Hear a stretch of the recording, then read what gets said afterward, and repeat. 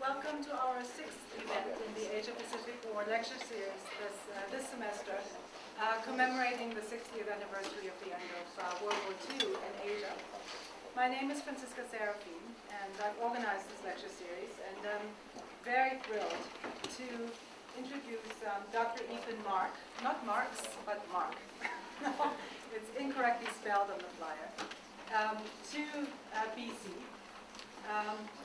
Dr. Mark is, just like me actually, a UC Berkeley undergraduate, graduate from UC Berkeley in 1987, and then went on to earn a PhD in Japanese history at Columbia University, where we met. We actually went through the program together.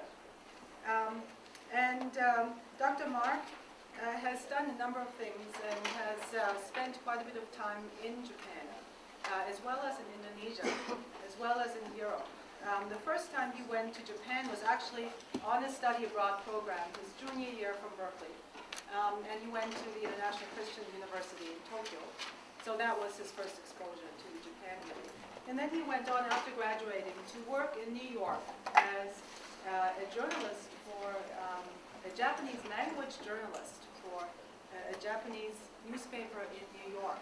Very interesting. Writing, believe it or not, in Japanese for Japanese audiences about American politics. And that was his introduction to Japanese history. He then entered the program at Columbia and graduated in 2003. He has a forthcoming book that's entitled The Limits of Liberation, Negotiating a New Asian Order in Occupied Java. And you can see the resonances to today's talk. He also has a forthcoming article in the Journal of Asian Studies, Asia's Trans-War Lineage, Nationalism, Marxism, and Greater Asia in an Indonesian Inflection. Dr. Mark is fluent in Japanese, Indonesian, and Dutch. He lives in Holland right now. He teaches at Leiden University and also spent research time in Indonesia. So we really have an expert here. There are very few people who are able to cross borders like that, who have these kinds of language skills and have done this really wonderful research on the Japanese occupation in Indonesia and Java in particular. So today's talk is entitled Liberating Dreams, Oppressive Realities, the Japanese occupation of Java as Modern Asian Cultural Encounter. I'm welcoming Dr. Mark. Thank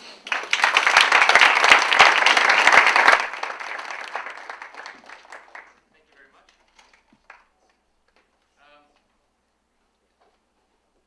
I want to start with some sort of general points, and then which you may be wondering, about how relevant or how important it is to know about the Japanese occupation of Indonesia during World War II. It's just one of many places that Japan occupied during the war, and part of a much larger war, the Second World War, which was around the globe.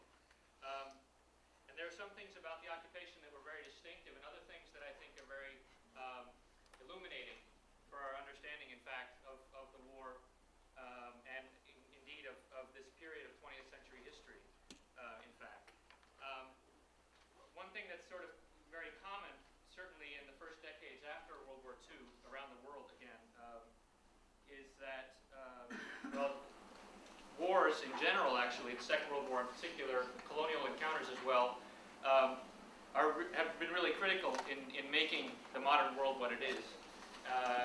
But looking back, they've tended to be remembered in very black and white ways that are also tend to be morally judgmental and political. And we've been given a lot of dichotomies, that is sort of two-sided oppositions or simple pictures, black and white pictures of the war. And this is something that's, I think, general to the Second World War, and Indonesia is no exception. Pictures of the war with good guys and bad guys, and in terms of collaboration versus resistance, us versus them, nation versus nation, and also in Allied propaganda, and indeed in propaganda on both sides to some degree, but also in ways that we still viewed the war in the post-war period It's been seen as progress, a struggle of progress versus reaction, civilization versus barbarism, modern versus immodern, and democratic versus feudal, or democratic versus fascist. Another thing that's common to our images, certainly of the Second World War, I think, and occupations, but also of, I think, more generally colonial encounters, is that the conventional pictures tend to be tend to see power and culture acting unilaterally. That is, that's an uncomplicated kind of one-directional. The Japanese came in and occupied and Japanized. They turned the Indonesians into little Japanese, or they tried to at least, and the Indonesians resisted. So you have this kind of confrontation, but there's not a lot of mixing. You don't really get a sense of how the two sides might have actually interacted and how they might have impacted on each other. And the Japanese occupation of Indonesia, I think, is in some ways almost an extreme example of this, although it's certainly not alone. If you look at the histories of Japan's occupations and also in other parts of Southeast Asia, Northeast Asia, we tend to get these fairly extreme black and white images, many of them, as I say, conventional images. It's not like I'm the first scholar to try to explode some of these, but they tend to hang around, certainly in popular memory. The Indonesia case is certainly no exception of these kind of bilateral, these dichotomies that I was describing, good guys and bad guys, etc. I'm going to start with an image from a museum in Yogyakarta in central Java. This is an image of what the Japanese did to us and what the Japanese occupation of Indonesia was like.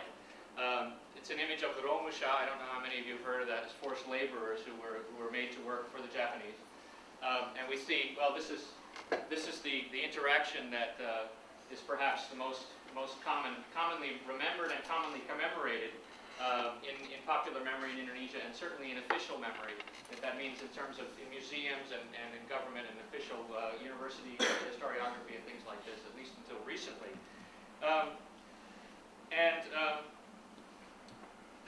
This is a view of the Japanese as kind of primitive, savage, subhuman beasts who are bent on stealing. Oh, I'm sorry. I'm not in the right order here. I'm going to start with the Indonesian Museum diorama. I think I made a switch between my computer and my text, so that threw me off. Okay, this diorama is what we might call the dominant Indonesian story. In fact, there's no difference. So in that sense, I'm not really far off by starting with the wrong picture, because there's a lot of common themes between these different narratives that I wanted to introduce to you. And that is, this might be, if I were to describe sort of a conventional Indonesian story of what the occupation was like, we could say that the Japanese came here promising to liberate us from Dutch oppression and to give us independence, but once they replaced the Dutch, they showed their true colors as brutal, primitive colonial oppressors, worse than the Dutch. In this narrative, the Japanese appear as sly, cruel, and violent kind of imperial tricksters. That is, that the Japanese came in promising one thing and then did a switch and gave us something else, something very bad.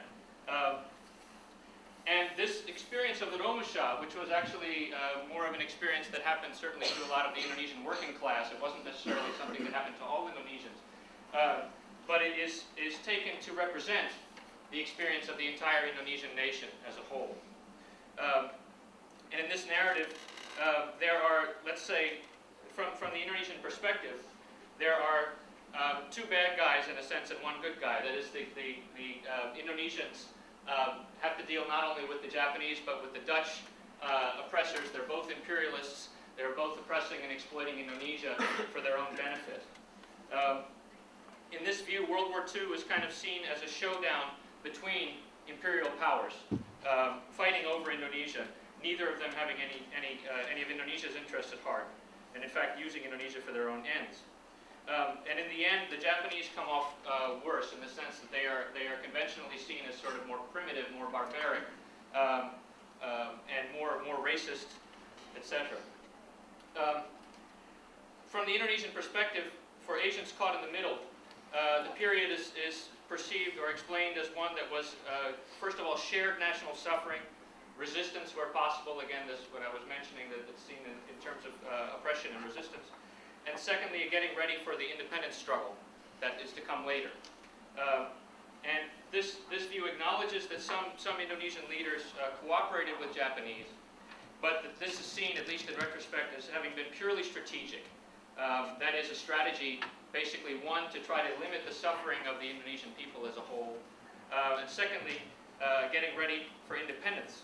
And in fact, Sukarno, in his, future president of Indonesia, Sukarno, the leader of the nationalists, wrote in his autobiography in the mid-60s, he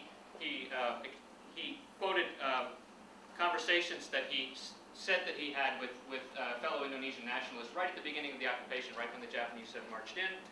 He says, well, we know that these guys are fascists. We've seen what they've been doing in China, Korea, etc., but we can make use of them for Indonesia.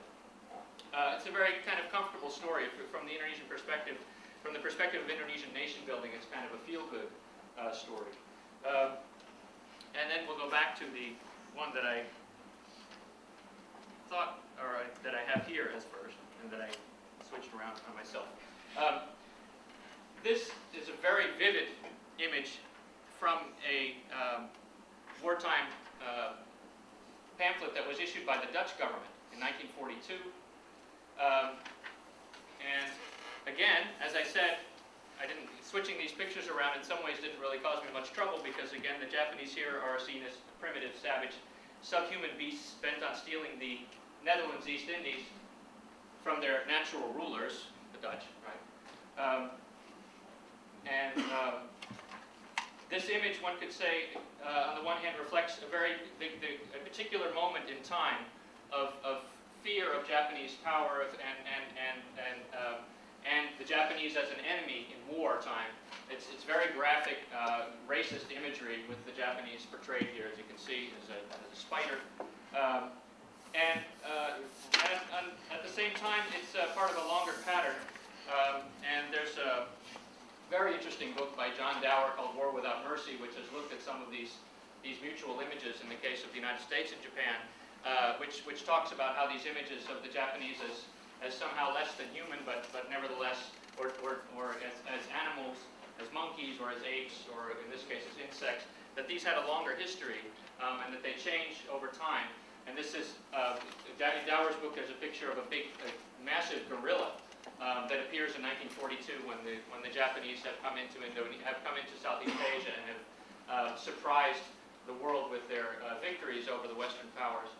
And so this is, in Dower's discussion, we see at the end of the war how these images change again once there is less fear of the Japanese. They're still kind of racist images, but different.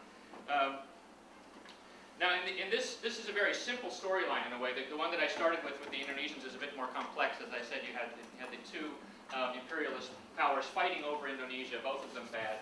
In this case, it's really, this could be, I think, this type of propaganda you've seen this throughout history. It's just a pure kind of demonization of the Japanese enemy.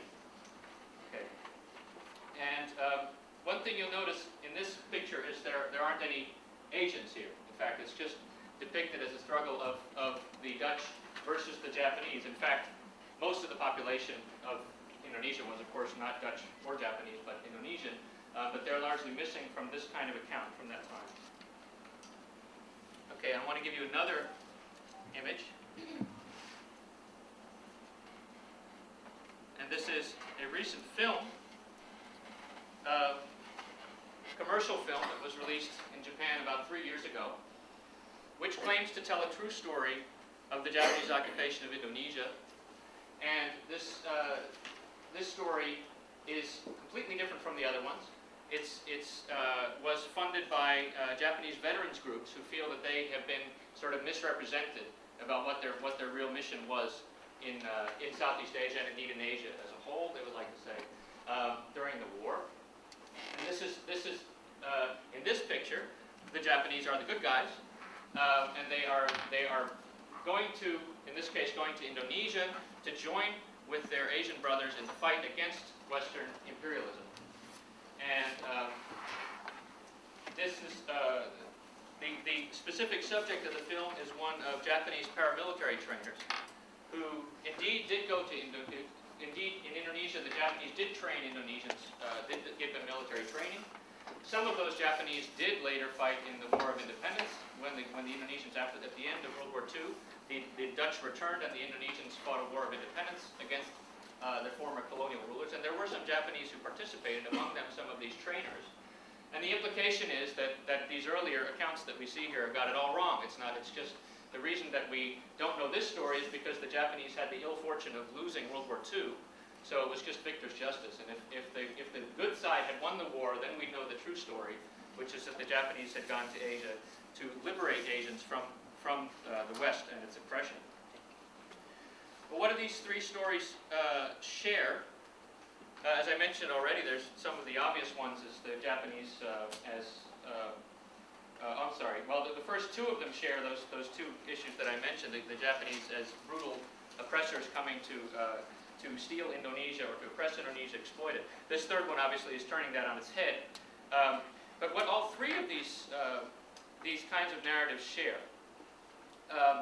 is, I think, firstly, is looking backwards from the post-war with perfect hindsight of knowing exactly what happened during the war and trying to place that within a post-war kind of reckoning. Trying to, in this case, in this last one, it's Japanese, you might say these Japanese soldiers and veterans who are trying to carve out a positive niche for themselves in Japan and in Asia that has always seen them as villains. In this case, in the Indonesian case, we might say that it serves a very important purpose for nation building because you talk about the Japanese occupation as a period in which all Indonesians suffered together, and then all Indonesians joined together to fight off the Japanese and then the Dutch. So again, this kind of these issues that I mentioned at the beginning of us versus them, black and white, either or, a kind of good guys or bad guys history. Imperialists versus nationalists, oppressors versus resistors, civilization versus barbarism, and Asians versus Westerners, at least the two of them. Okay. Now, what's lacking here, I think, is shading. Any kind of a sense that there was any kind of a gray area between the good guys and the bad guys. And in order to complicate that picture a bit, let me throw something from the war up here. This is a propaganda cartoon that appeared about 2 months after the Japanese had arrived in Indonesia. The Japanese defeated the Dutch forces, combined Dutch forces, in Indonesia in March 1942 in about 9 days.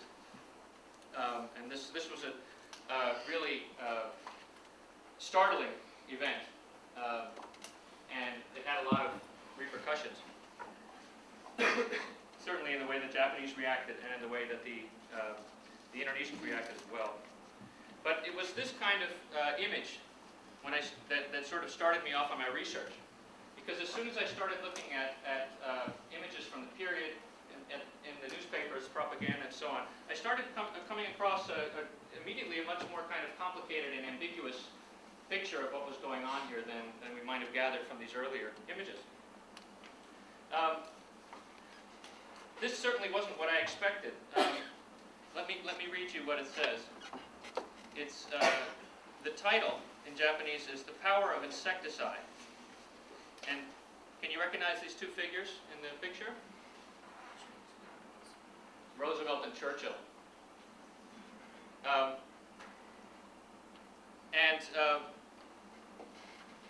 This is what I was expecting. I guess was something about the superiority of the Japanese and the worship of the emperor and that sort of thing. Because this is what the image that one gets of wartime Japan and its ideology.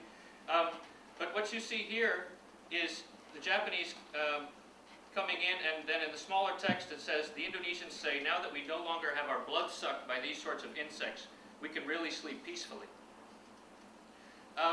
This is radical stuff, actually. It's not only anti-Western, which is very clear, but it's also kind of anti-imperialist in a more general sense. The idea it's promoting this idea of imperialism as a kind of exploitation and as the former colonial rulers being here to exploit. Secondly, it's an image that shows Indonesians, unlike the other one.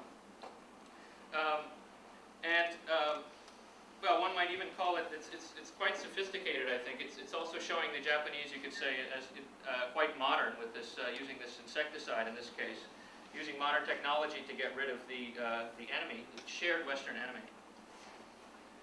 And this is, for me, kind of an exercise in what makes history exciting. When you see this kind of, when you're sort of surprised by the difference between what you expect and what you actually find when you go back to the original sources. And what I wanted to do is put these two next to each other. I don't know, it's kind of hard to do on this little screen. But to think about these two images, how do these two compare as propaganda? The Japanese one is I would say, strikingly modern. It's a modern message of what imperialism is and how we need to combat it. The Dutch one, I think, could almost have appeared in the Middle Ages. In terms of it's just a very visceral kind of basic image, which does not, it doesn't have any sort of sophisticated political message. And I think of these two, if you think about it, looking at it from the point of view of Indonesians, which one of these kinds of propaganda might have been more appealing or more inspiring? I think we could probably say the top one. And this was something that got me thinking when I started to do my research. If the Japanese were coming in and promising all of these things, what did that mean for Indonesians?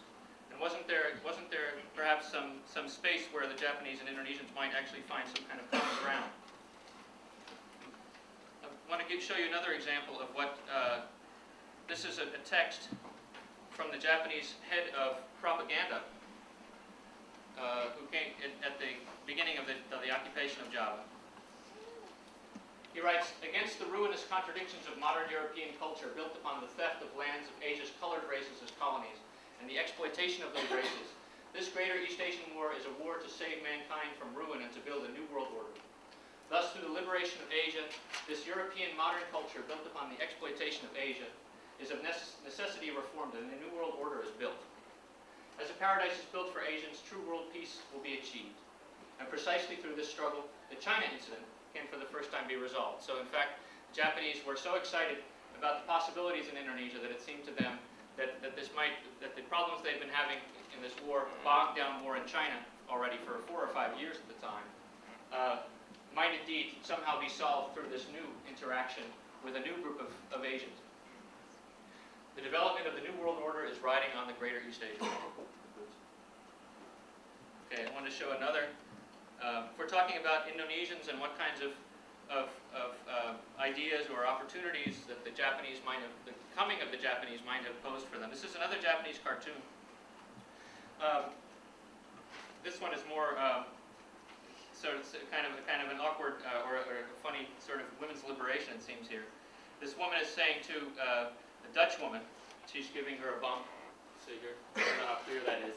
Her dog is going flying. She's got an alligator too. I'm not sure exactly what the alligator is supposed to be. But she says, "From now on, I'm the most modern girl.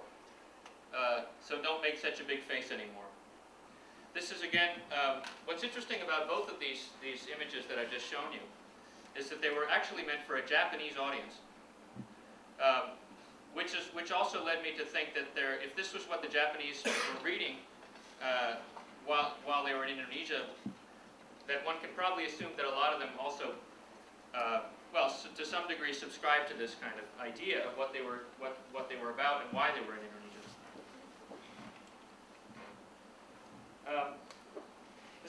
The important thing to remember, of course, also is that whatever the Japanese themselves might have intended by this revolutionary kind of rhetoric, they could not determine or control what Indonesians made of it or what they did with it. And the important thing is propaganda and ideology is of course more complicated than that. There were kinds of promises implied here about liberation and about changes and modernization and that sort of thing in Indonesia that were to come. And this is the sort of thing that started me in my research. I wanted to know where these ideas came from. had made them and what their place was in the Japanese regime, and how they affected the wartime interaction with Indonesians. One simple question was, in a way, how could a colonial regime produce such anti-colonial rhetoric? And why? In turn, what kind of effect might this have had on the regime itself?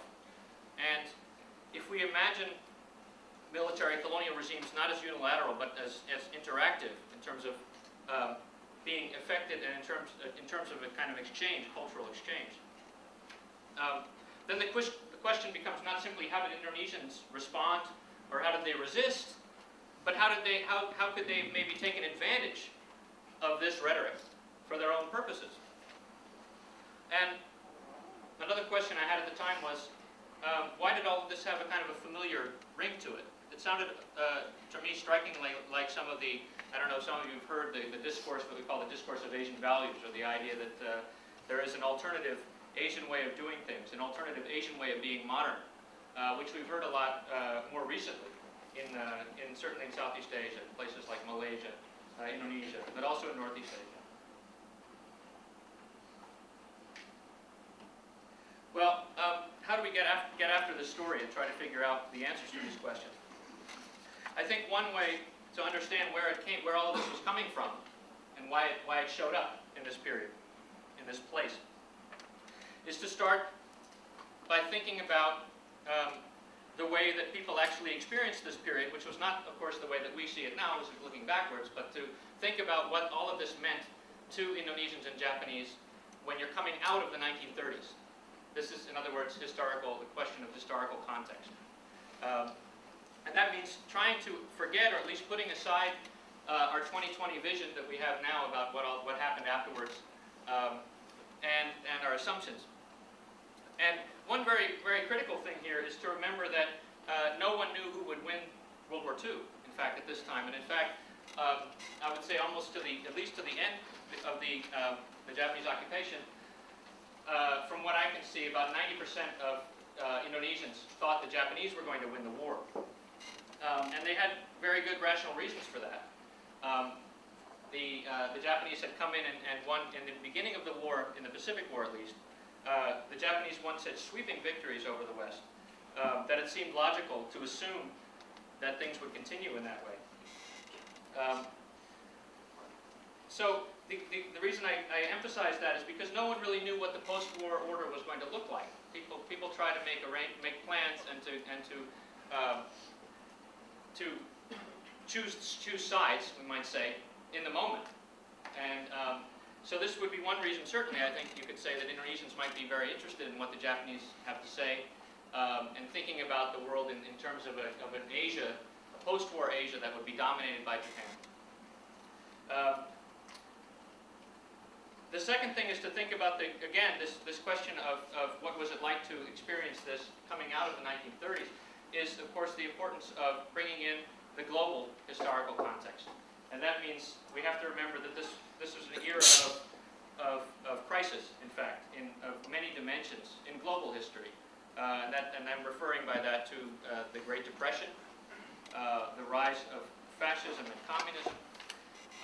And this was a period, I think you could say, was one where globally there was a sense that the old order, the imperial order, and indeed the order of a global economic order that was a liberal capitalist order was in a kind of a crisis. There was a sense that there was something new coming around the corner, but nobody knew just what was coming. Another way, I think, of getting at this story is to remember to complicate our views of nations. These conventional images that I started my lecture with inevitably seem to give us a sense that the war was one nation versus another nation, entirely united one against the other. In fact, it's a truism, but nations don't make history, people make history. And both the Indies and Japan were not, as much as propaganda would like to describe them as unified nations all working together in harmony. In fact, these were both very complex societies with internal tensions, competing interests and groups. Some groups were progressive, some conservative, some powerful, some weak, some rich, some poor. And each of these tried to make of this occupation experience what was best for them with the tools and the knowledge that they had. So this occupation, and indeed all occupations, can also be seen as a kind of an ongoing negotiation in which the changing situation and the changing power relationship changes people's views. So they change over time, is what I'm trying to get at. And when you introduce all of these variables into the picture, what you see is that it's not a simple story.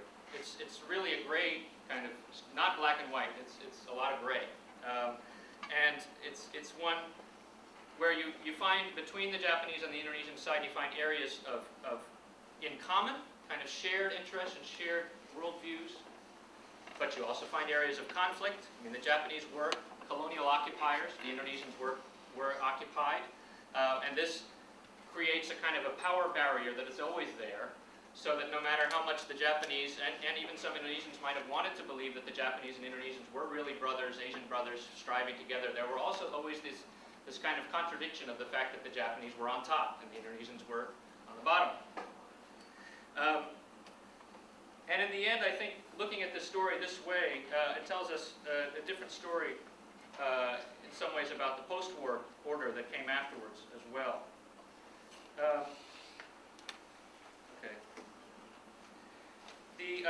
Well, let's talk about the global context. As I said, this is a period of the West and its of an imperial capitalist, liberal capitalist imperial order, which had been there for decades and in some ways centuries, was in a severe crisis. There was mass unemployment. There was class warfare. There were anti-colonial movements. And the crisis was not only political and economic, but it was also a crisis of culture. And identity. There was a sense, and this I'm talking on a global level here, of problems of the modern world: materialism, individualism, corruption, social inequity, and all of these exacerbated by the Great Depression. And there were alternatives on the horizon. There was communism, which had been already since 1917 had been seen as a viable alternative in the Soviet Union. And there was fascism, which was rising up in the 30s. The fascist countries were doing quite well at this point, we could say, militarily at least, in Europe. Now, in Indonesia, as in other colonial contexts, the story of the Japanese occupation, and indeed the story of the struggle to build an Indonesian nation and to throw off the Dutch rulers, is very often described as a political struggle. Of nationalists versus the Dutch, with the Indonesian nation as something that is on the horizon. It's already sort of predetermined. But in fact, what we see by looking at this period is that it was actually a moment of a search for national identity. In fact, Indonesia, like all nations, had to be invented. It didn't just appear, as it does in retrospect, as something that was predetermined, given. And a problem that was faced by Indonesian nationalists, and this was not a problem that was new in 1942, but it was a problem for Indonesian nationalism generally, and I think it's a problem that was in common in anti-colonial nationalism generally, is how do you create a modern and independent nation that is not just a copycat of the West? I have kind of a lengthy quote here. I don't know if in terms of time concerns, I have to be careful that I don't go over. This is a quotation from, well, I'll just read it to you, and then I'll tell you afterwards about the background, but I find this very telling. In Europe, traditional political and economic forms come crashing down. New ideas and ideals arise and collide against one another with a great noise and are in turn mercilessly ground to dust. There is an intense and bitter struggle over principles, a restless search for new life values. There is a hellish racket. Mistrust and envy between peoples, classes, and groups. A desperate and chaotic situation reigns in nearly all areas of life. This is just, I think, a classic, the kinds of texts that you encounter a lot in the 1930s everywhere, in fact. With a stentorian voice, Russia preaches new thoughts and principles and incites all proletarians to a bloody revolution against the hated capitalism with the aim of establishing a dictatorship of the masses upon the rubble of the old society. America lays the foundations for a new civilization with materialist mystical tendencies and ethical and aesthetic norms that deviate from the old. It exports the products of the Hollywood Olympus and masses, superficial talkies and sentimental songs threatening the Asian and European arts with ruin. In this chaotic, shaken-up, forward-driving world, amidst nations and classes laying siege to one another, in this time of declining and rising worldviews of the triumph of science and technology, the nation must find its way towards political freedom and national happiness. Must we, ignoring the lessons of European history and closing our eyes to the political, economic, and social failures of the West, steer our cultural course towards the Occidental model, that is, the Western model, thereby taking the risk upon arrival of finding that we have been left behind, while in the meantime Europe, having abandoned its previous position, has moved on? Must we forever be satisfied with what has been left behind by others and found worthless, trudging behind in the wake of other nations? This is Sanusi Pane. He's an Indonesian nationalist, and he's writing in 1931. And in fact, the Japanese have nothing to do with this discussion in a way. But I've brought out this very lengthy quote to give you a sense of a kind of a search for a modern identity that was going on in a lot of places at this time. And it's the search, what I've tried to show here in the second part of the quotation. This sense of, do we always need to follow the West? We're always behind.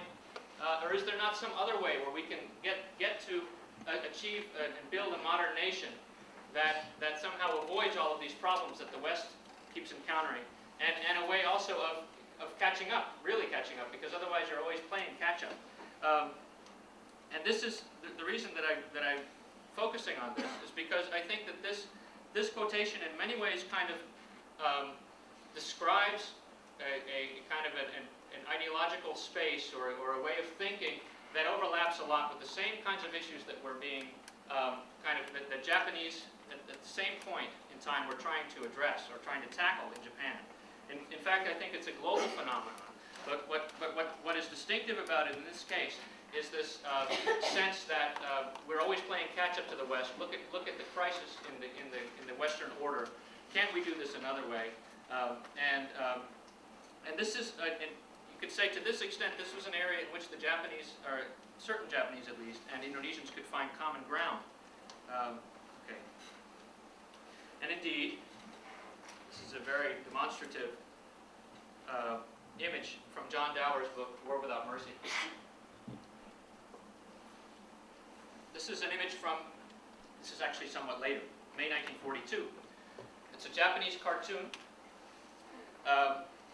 And I'll just read the title really quick. The wartime Japanese fixation on purity and purification was expressed in an original manner in this 1942 cartoon,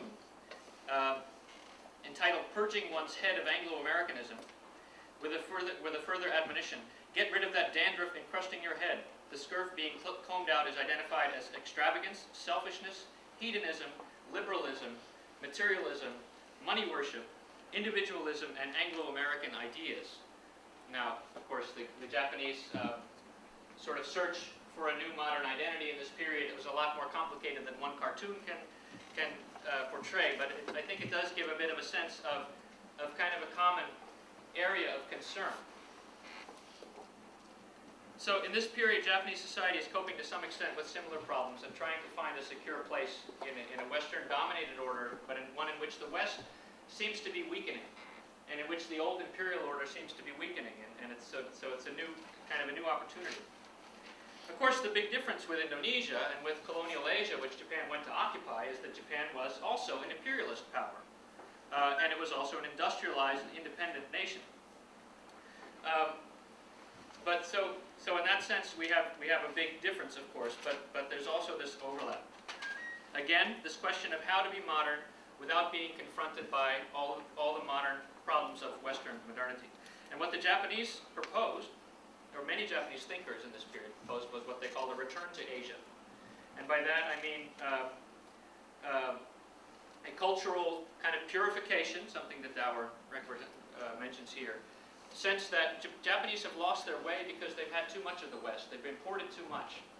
and if they could somehow just keep what was good about being modern and Western and get rid of all the other stuff. And the way to do that would be to, many Japanese thinkers at this time, and indeed this is in some sense global too, this kind of sense of purification, national purification, and that means a return to some kind of a cultural Japaneseness that is pre-Western, and a return, a kind of rediscovering in the old ways, a secret to being modern and yet being kind of harmonious at the same time.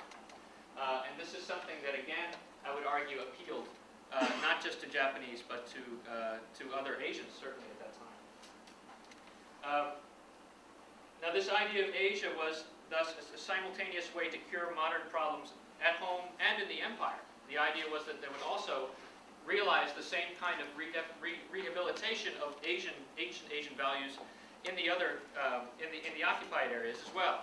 And while Japan was having a lot of trouble in its empire at this time in Northeast Asia, there was increasing resistance in Korea and certainly in China, armed resistance.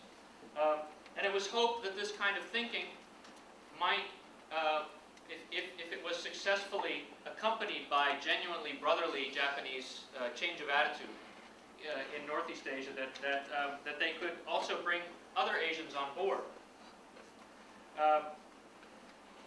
Okay. And indeed, in this period before the war, there was a small number of Indonesians who were intrigued by what was going on in Japan, and they talked about Japan as a model for Indonesia, for a potential Indonesian nation to come, and they also, some of them at least, on both sides, Japanese as well as Indonesians, started talking about cultural or historical commonalities that linked Japan and Indonesia. But this was a small kind of discourse. In fact, pre-war views of Japan and Indonesia were rather ambivalent. I don't know if I have a quote here from this same person. This is interesting. The same one who gave you that very lengthy quote I said, or I quoted to you earlier, Sanusi Pane, an Indonesian historian, nationalist, and journalist. He wrote in the mid-30s, Japan has secured a significant place among the great powers, but it does not appear capable of bringing changes to the world political or economic structure. In fact, where the lighting of new paths and the opening of new perspectives is concerned, it has achieved little.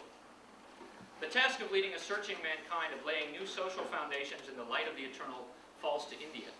And this is interesting. Indeed, many of the nationalists in Southeast Asia were drawn to India, to Gandhi and the Indian nationalist struggle as a model, and less to Japan, in fact. They didn't really they saw the Japanese more as a copycat of the West, and this is kind of actually a global image of Japan at the time. Okay. Now, the Japanese were hoping that this new ideology of a return to Asia might work in Northeast Asia, but it didn't work very well. There were some Chinese and Koreans who were interested in it, but the problem was there was a lot of bad blood and bad history between Japan and its colonies, and in Korea particularly, and in China as well. And the resistance to Japan was already built up over decades. Again, these stories in Northeast Asia, I don't want to oversimplify too much and overemphasize the contrast, because that would almost be perpetuating the same kind of black and white image in Northeast Asia that you have in the South. But there was certainly this problem of the Japanese were eager to overcome modernity by returning to Asia, but they first had to overcome suspicion in Northeast Asia. And this is something that they didn't really have to deal with in Southeast Asia. It was one of the big crucial differences in the Japanese occupation, and why these occupations in Southeast Asia had kind of a different dynamic. So when the Japanese arrived in Indonesia, I'm going to try to be brief here, just to give you a brief story of how it worked out. They were overwhelmed by the welcome, and this again, the fact of the tremendous speed and decisiveness with which Japan managed to defeat the Western powers in Southeast Asia was really truly dramatic. The combination of that and the fact that the Indonesians and other Southeast Asians welcomed the Japanese with open arms. They were happy to see the Dutch lead, particularly in Indonesia, because the Dutch had been the least responsive to the nationalist movement of any of the colonial powers in Southeast Asia. Now this welcome really went to the heads of the Japanese. And many Japanese were very taken with Indonesia and felt that they had finally found the Asia that they were looking for, basically, and it produced some very interesting views of things. Here we have, there's a lot of images like this.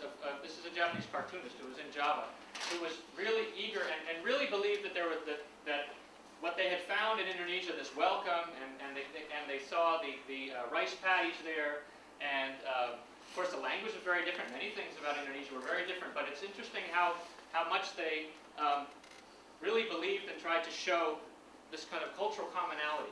And what they were pointing to was this idea that Asia, before the West had come, had been one great unity. So that Asia shared a common culture, and it was the West that had broken it up. And now Japan had finally found its sort of modern mission, which was to modernize Asia, to build a new Asian order, at the same time to reunite this ancient Asia. So there's a lot of effort put into or one could say effort, but it wasn't even conscious almost. The Japanese were so excited, they really believed that they had found sort of an ancient Asian brotherhood that was just waiting for them. But what's interesting is the contradictions involved here. We see in Japan, and this is what is imperial about it. Remember I mentioned earlier, you have an order here it's an imperial order that it's at the same time anti-imperialist or anti-colonialist. And what I want to emphasize is this kind of contradictory sense of brotherhood and common kind of history, and yet there's clearly a kind of a hierarchy. Indonesians are still a bit more primitive, you could say. The Japanese a bit more refined. And the images are inevitably, this is kind of more complicated and topic, but there's a lot of gendering going on in these images, so that the Indonesians are inevitably portrayed as women, and so the thing that is shared between Indonesians and Japanese is often, very often, there's a sense of women as common, but the Japanese men, there's a Japanese man hiding here somewhere. I'm trying to find it here. He's actually dressed in a Western outfit, but he's just sort of hiding in the background. There's always kind of the sense that the Japanese are somehow further along and more modern, and naturally, what's really important, naturally the leader of Asia is very much lurking in the background. I have another one almost exactly the same. Here's the women in the fields. Okay. Move along because I don't have that much time left. Here's another image. The Japanese were also believed, Indonesians were also often portrayed as children, very promising children who needed to be brought up in a new way to overcome all of the bad habits that they had learned from the West. And there was a sense that in this portrayal we have a guy gets his bicycle run over by another, these two Indonesians, and they're kind of hopeless. They don't really resolve the problem. And then this little boy comes in. He's had some Japanese training, and he comes in and solves the problem. This kind of assertiveness the Japanese are going to bring to Indonesians. But there's always a sense of the Japanese leading, of course, this development. Now, what's interesting is that Indonesians did respond very strongly at first. These are a number of, it was particularly Indonesian nationalists who were most taken. And these are some quotes from the early part of the occupation. Look at the Japanese, our older brothers, a Far Eastern race that up until today has never been influenced by the customs or habits of other races. This is what must become a model and a good example for us. We must be aware that the reason for this is none other than the strength of their unity. They work together without concern for status or degree. The rich and the poor mix freely with one another, but we are not like that here. The rich are happy and the poor miserable. Now, of course, they still had a lot to learn about Japan, but they were nevertheless impressed with what they thought they saw and how the Japanese themselves described themselves. Japan is not just a clever copycat, as Westerners would have it. Thanks to its Bushido spirit, it knows what to absorb and what to reject. It is clear to us how great the abilities of the Japanese are in confronting the influence of the West. Hopefully, in the best and wisest way, all the great qualities of the Yamato race can become ours. It's kind of embarrassing stuff, I suppose, to look at nowadays, but very common position. And this is Sanusi Pane, who we might recall was not very interested in Japan in the 1930s. But he writes, from the standpoint of Greater Asia, we are able to assess the value of individual freedom in Western culture and society, and can truly see how individual freedom in the West, in the end, brings one to nihilism and anarchism, to the destruction of the soul, thought, behavior, and society. And what's interesting is, before we get too carried away with all these positive images, it was hard to predict, actually, before the occupation, which Indonesians were going to be more taken with the Japanese and which were not. And in fact, in the early part of the occupation, those groups in Indonesia who were perhaps the most excited by these Japanese ideas were the nationalist youth. These are kind of middle class, members of the Indonesian middle class, young people who were very idealistic and relatively impressionistic, not very politically sophisticated. And they were very excited and very excited in joining the Japanese and in joining in the common struggle. But over the course of the occupation did, I have to sum this up to you fairly quickly. Unfortunately, I want to emphasize the fact that this is not a happy story in the end. The Japanese promised a lot of things, but in the end, in many ways, the Japanese occupation did end up to be more exploitative and more harsh than the Dutch colonialism had been. But it developed very slowly, this pattern. And the older generation of nationalists like Sukarno, who cooperated with the Japanese, did so to the end. And in fact, while they gradually, as the occupation as it became more and more clear that things were not going to, that the Indonesians were actually being exploited and used for Japan's war effort. The older nationalists, many of them tended to go along with it because they still were committed to the idea that, well, it's better to work with the Japanese than to lose the war and to have to face the Dutch. The younger Indonesians, many of them who started the war very much on the Japanese side, by the end of the war, they were not only very anti-Japanese, but they were also very frustrated with their own leadership. And this set up part of the dynamics of the Indonesian Revolution that was to come. Now, one thing I do need to mention is that I asked this question earlier on, is who was it who was making this propaganda that we saw in the beginning, this kind of very inspiring kind of revolutionary Japanese propaganda?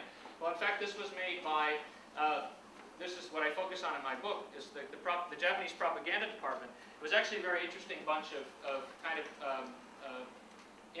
Japanese middle-class intellectuals who were also very, very disappointed with the status quo in Japan as well, and really believed in the war as something that was going to, as a war of liberation for Japan and for Indonesia. And they were imperialist on the one hand. They certainly believed that Japan should be leading this process. They certainly weren't all committed to Indonesian independence. But at the same time, they did have very idealistic ideas. And many of them really genuinely sympathized with Indonesia and with Indonesians and did try to find these common links. But this is an image you might remember from the poster. I think what this image symbolizes, I was saying to Professor Serafin when we put it on the poster, I said, well, this is one Japanese view of Indonesians, and this is one that's been seen quite a lot. But I think it's important to see this as one view, which was, I think you could say, kind of the conventional Japanese view, certainly the view from Tokyo, the view of many of the Japanese who came to Indonesia after these early months of occupation, who really didn't come there really motivated, idealistically motivated, but rather were coming to kind of settle, to exploit Indonesia basically for Japanese purposes. They were setting up companies. A lot of the troops who originally first went into Southeast Asia and were welcomed and were indeed did really sense, or did have a kind of a sense of bonding with Indonesians, were actually shipped off to the front. And Indonesia rather became, particularly Java, became a place where Japanese troops were coming in for their R&R, and lots of Japanese civilians came down from Tokyo, kind of adventure seekers, carpetbaggers, you might say. And so more and more Indonesia became really a kind of a classic colony in the sort of classic sense of the word. And as the war situation worsened, well, when things get bad, if you've got an empire, empires tend to put the weight, whatever they need. The first people in line for exploitation is not, of course, the homeland. It's the people out in the colonies. So, as the war situation worsened for Japan, and as the military demanded more and more raw materials, more and more labor, the exploitation kind of spiraled. And so, the end result was a sense of betrayal in Indonesia, a very strong sense. Certainly, as I said, there were people all the way through the war kind of still believed in the logic of cooperating with Japan, that they were better off doing that, and that they shared more in common with Japan than they did with the West. But certainly by the end of the war, and after it, once Japan had surrendered, there was really a sense that the Japanese had come in and promised us all of these things, and in fact it was all one big trick. And this is kind of a common image of the war. Now, as this was happening, so relations between Indonesians and Japanese were becoming, we're moving from this period of idealism to much more of kind of mutual suspicion. This was a bad experience. Actually, what's interesting is not only for Indonesians who had believed in the Japanese, but many of these kind of more Japanese idealists were also not happy with the situation and thought that, that they believed that they had also, in a way, been betrayed by their own people. And this, in some sense, is interesting because this image, this new film that came out, is a bit of that kind of a story. The hero in the story is this very devoted, dedicated, very consistent Japanese who has always believed in Asian liberation. That's what he's come to Java to do. And there are depictions in this movie of other Japanese who are just in Indonesia to play around and who are brutal. And he's actually opposing them. So there's sort of that sense on the side of the idealists versus the kind of the practicalists or the colonialists comes across very strongly in this movie. So after the war, these images of the Japanese as tricksters and as fascist tricksters, it kind of hardens. There is now kind of a shared across Asia, at least, and in Japan too. I think after the war, there is kind of a common global opposition to imperialism and fascism and racism, partly brought on, of course, by this war experience.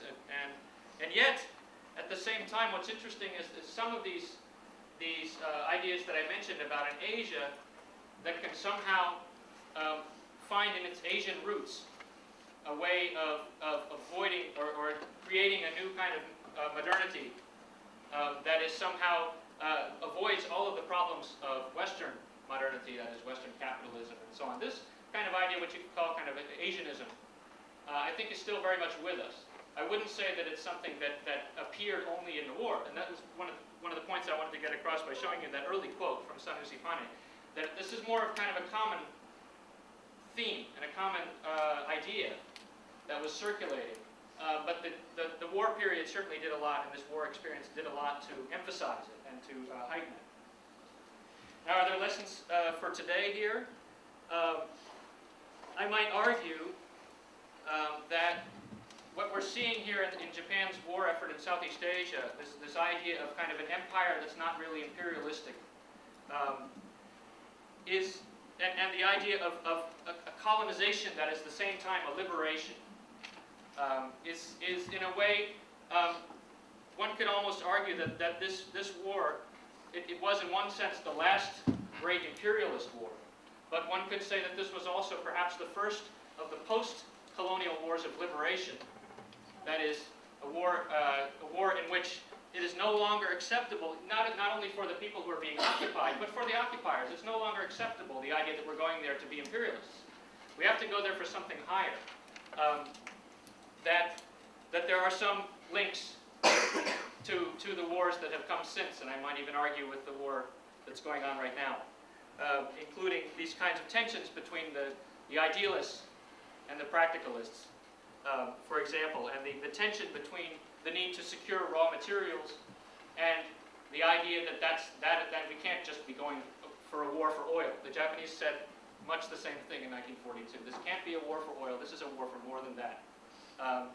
Okay, I have a lot more I would like to talk about, but I'm out of time, so we'll leave it at that. Thank you.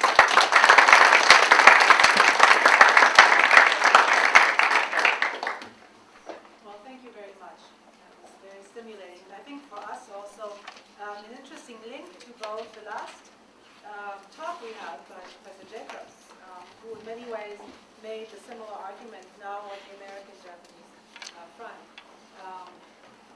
And also to what we have discussed since then, and that has to do with the globalization of this turning point of 1940-41 and the beginning of the Pacific War. So I think that there's some critical links made here. I personally have some good questions as to, how exactly did the Indonesians, when did they realize? I mean, the Japanese came in very clearly because they were in dire need of raw materials. I mean, it was, that was the objective policy-wise.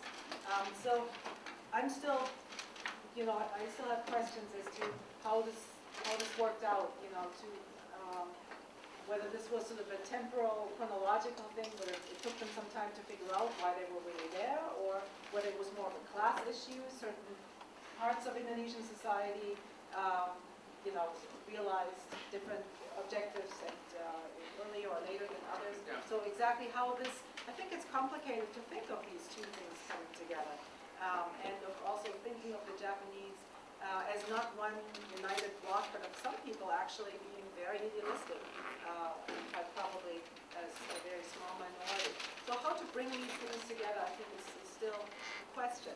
So I'm wondering whether any of you could speak to some of that, or have some questions that Dr. Mark would answer as a specialist on Indonesia in connection to these kinds of issues. Or do you want to speak to some of it? Should I take up your question first? Yeah. Well, it's very interesting, and I think you're right on both counts. That all of that. Let me take your last part of the question first. Class is a very important part of my work.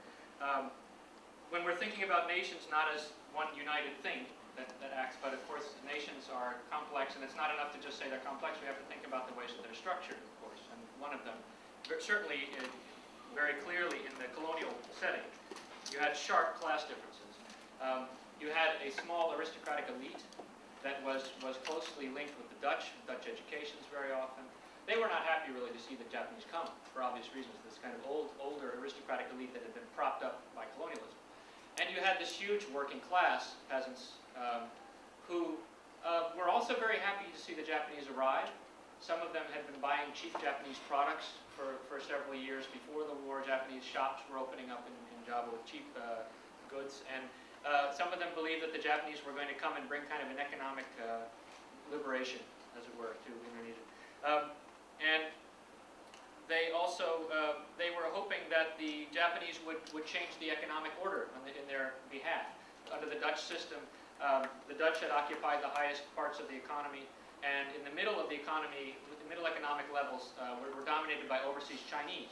Many Indonesians hoped that the coming of the Japanese would bring that hierarchy, at least as far as the Chinese went, and certainly the Dutch, would be overturned. Now the Dutch were indeed put in camps, but the Japanese were the ones who took over the Dutch enterprises, and the Chinese were actually left more or less. I mean, they were harassed, but there was no systematic suppression of the Chinese, and certainly they didn't expropriate all of their economic holdings, because the Japanese needed all of that Chinese capital and all of the Chinese resources.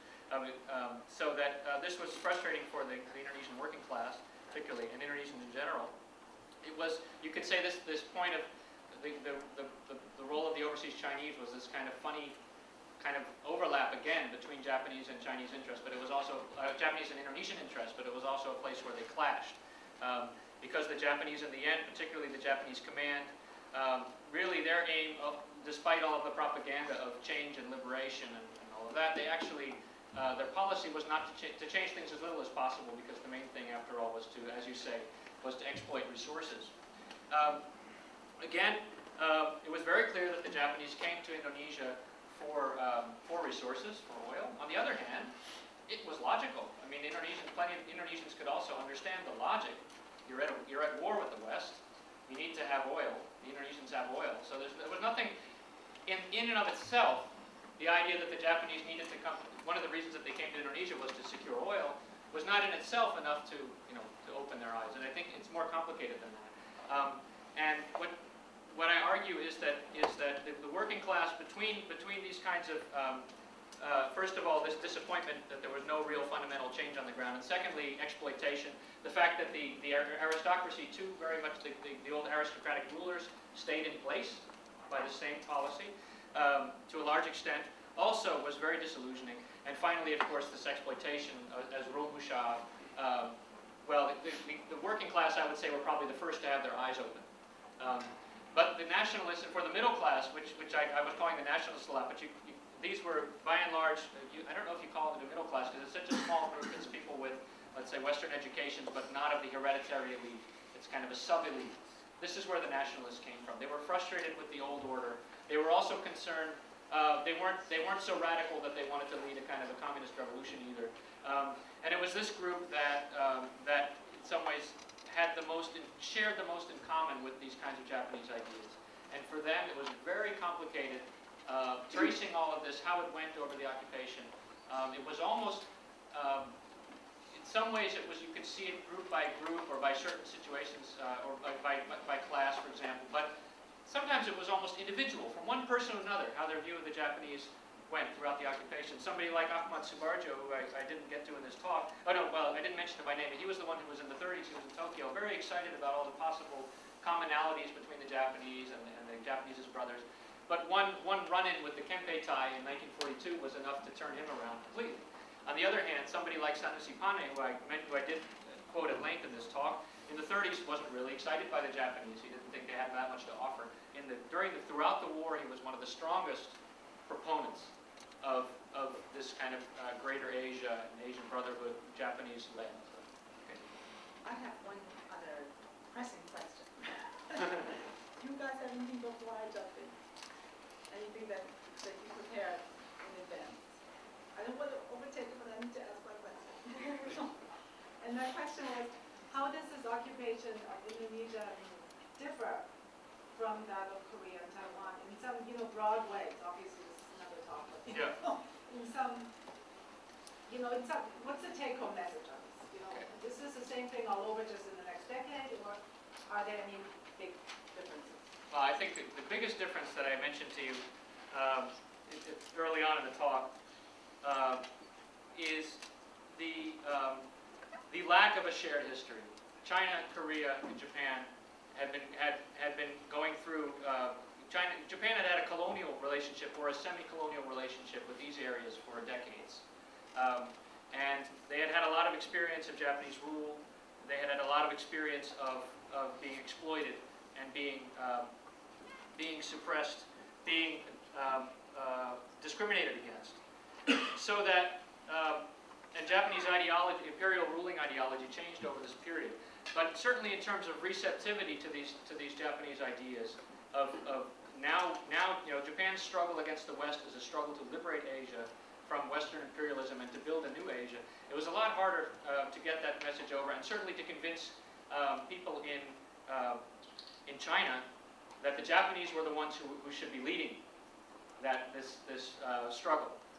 Number one, because the Chinese had this long experience of the Japanese. I think that was the most important. But another factor, of course, was the sense that why should we be taking lessons from the Japanese? And this is actually one quote I think that's nicely indicative of this. This is a Japanese propagandist in Java who told the story in 1942, and this I think really highlights the difference, at least the different way that the Japanese felt when they came to Indonesia. And that is, he writes, this is in July 1942, it appeared in the newspaper. There's a story of the China Pacification Unit. They argued that Japan and China have the same script and are of the same sort. They are brothers, and they should proceed with hands joined. Someone in the audience replied, "All right, but China is the older brother." It is said that members of the Pacification Unit had no words to answer this for some time. You can imagine. How wonderful if they had been able to reply immediately. It is a problem of history. When you are properly aware of Japan's history, the answer is extremely simple. Japan has been leader of the Asia-Pacific sphere from ancient times. Japan has always been constructing China. If you know this history, that is enough. We are seeing this truth before our eyes in the Greater East Asia War. Anyway, the point is that... That's the invented history, right? Yeah, it's invented history, basically. But the fact that there was so little history between the two sides, and there was so much discontent with the Dutch. I mean, that's the other critical issue here. You had a third party that made the Japanese look a lot better, that gave them a lot more benefit of the doubt coming in. Although you have that in absolutely China crucial. also, because you have the Brits. and- Yeah, but the Japanese were part of the bad guys. Right? Anyway. All right, well, this was very stimulating. Thank you very much.